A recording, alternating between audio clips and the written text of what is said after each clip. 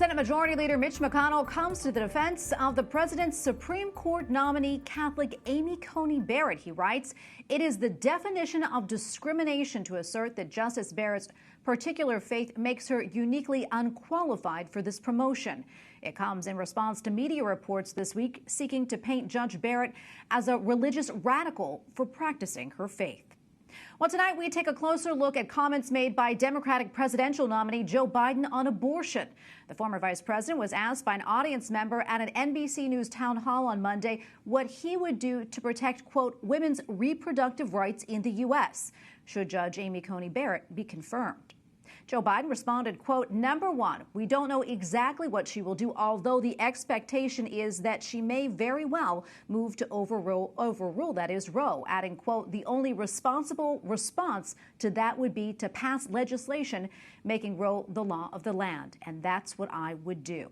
Joining me now to offer her analysis is Catherine Hadro, host of EWTN Pro-Life Weekly. Catherine, welcome back. Always good to get your insight. So what's your reaction to Joe Biden's response? Well, unfortunately, it's not surprising. He has said this before, but it's still deeply disappointing. It's disappointing because Catholic politicians have a particular responsibility to defend and protect our most vulnerable. It's disappointing because we've seen Joe Biden grow increasingly extreme on the abortion issue over the span of his political career. And Tracy, this proposal to codify Roe is also extreme. It would mean legal, unlimited abortion on demand.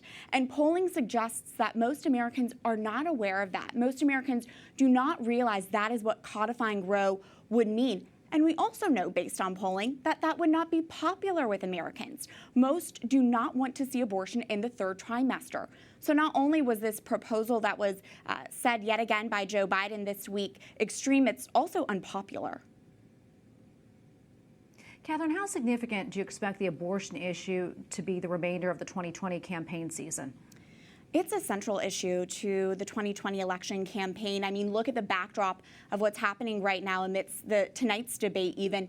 It's the upcoming Senate confirmation hearing and vote for Amy Coney Barrett, President Trump's Supreme Court nominee.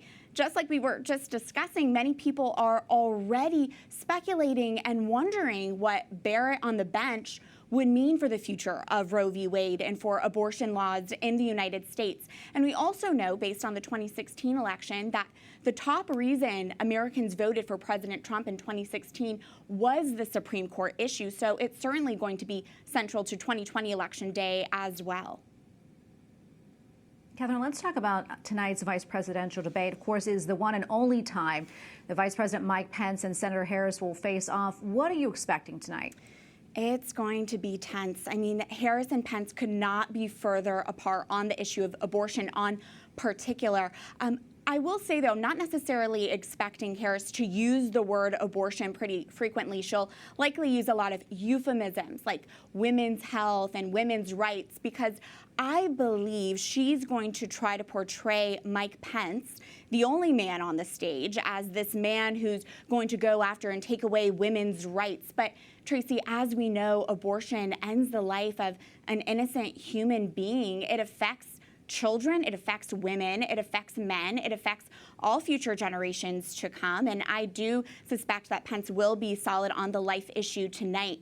But if you had to ask me, out of all the 2020 presidential Democratic candidates, I would have said Harris was the most extreme on the abortion issue. And here she is, the Democratic vice presidential nominee. Well, Catherine, thank you so much for your time. We always appreciate having you on. Thank you. Thank you, Tracy. And a reminder, you can watch EWTN Pro-Life Weekly Thursdays at 10 p.m. For other airing times, visit EWTN.com.